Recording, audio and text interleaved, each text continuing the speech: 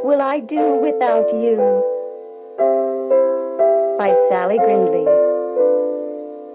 Illustrated by Dann. When you hear this sound, it's time to turn the page.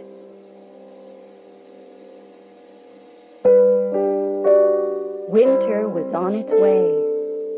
Jefferson Bear was fat and his fur wobbled more than ever. "Shall we go for our walk?" asked Figgy Two Socks. "No time to walk, Figgy," said Jefferson Bear. "I need to eat. I'm getting ready to hibernate." "What's hibernate?" asked Figgy. "Hibernate is what big brown bears do in the winter," said Jefferson Bear. "It's when I go to sleep and don't wake up until spring." "But what will I do without you?" asked Figgy. "I'll be back before you know it," said Jefferson Bear. "I don't want you to go," sulked Figgy Two Socks. The air turned frosty. "Time for bed," yawned Jefferson Bear. "Don't go yet," said Figgy Two Socks. "I'm sorry, little friend. A big brown bear needs his sleep." Jefferson Bear hugged her tightly and disappeared into his cave. "I'll miss you, J.B.," called Figgy. The next morning, it was snowing. Figgy had never seen snow before. She ran to tell Jefferson Bear. "J.B., are you asleep yet?" she called. A rumbly snore echoed from deep inside his cave. Figgy kicked at the snow. "What good is snow when your best friend isn't there to share it?" Biff, biff, biff! Figgy's brothers were having a snowball fight. "Can I play?" Figgy Two Socks asked. "If you want," said Big Smudge. "Take this," said Floppy Lugs. "Biff!" "Stop it!" Figgy squealed. "That hurts." "You wanted to play," they said, and ran off laughing. "You wouldn't do that if J.B. were here," she cried. Then Figgy Two Socks had an idea.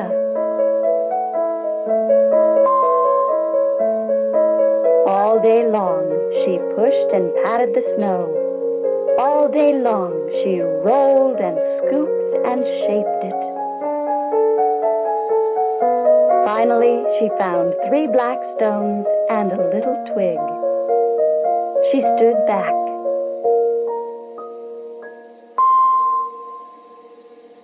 "Every time I look at my big white snow bear, I will think of J.B.," she said.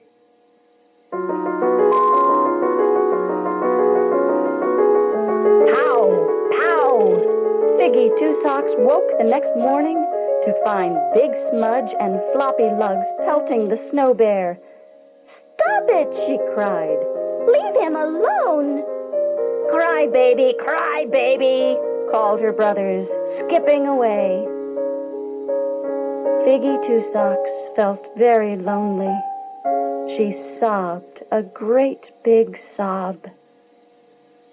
Then she began to feel cross. If J.B. was her friend, how could he leave her for so long?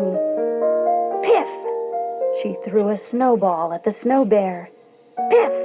And another, and another. Piff! "Hey! Don't do that! You'll ruin it!" called a voice. It was Hoptail the squirrel. "J.B.'s not my friend anymore," said Figgy Two Socks. "Why not?" asked Hoptail. "He's not here when I need him." But he needs his sleep, said Hoptail. And I need some help. I have to find the nuts I buried in the fall. Hoptail pointed to places where she thought her food was hidden. Figgy Two Socks dug down through the snow. "One for you," she squealed each time she dug up a nut. "One for me," she squealed each time she dug up a worm.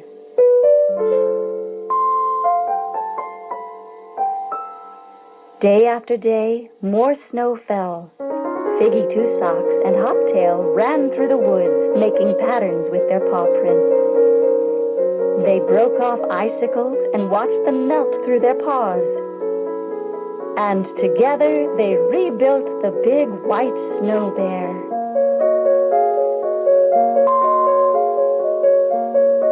At the end of each day, Figgy Two Socks went to see the big white snow bear. "I hope JB won't mind my having another friend," she said.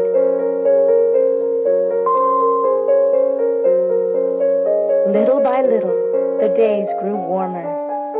"The snow bear is melting," cried Figgy. "What's happening?" "Spring is coming," said Hoptail. Pow! Pow! Suddenly, Big Smudge and Floppy Lugs appeared. They clambered onto the snow bear and pushed. Heave! Whoosh! The head of the snow bear rolled down the hill.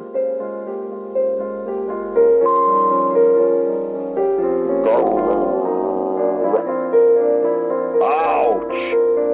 That hurt, growled a great big voice. Big Smudge and Floppy Lugs ran away.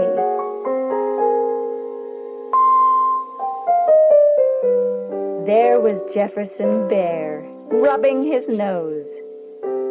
That's a fine welcome back, he said. JB! squealed Figgy. Oh, I've missed you so much. I built a snow bear to remind me of you, and I hope you don't mind. Yes? said Jefferson Bear. I've made a new friend. This is Hoptail.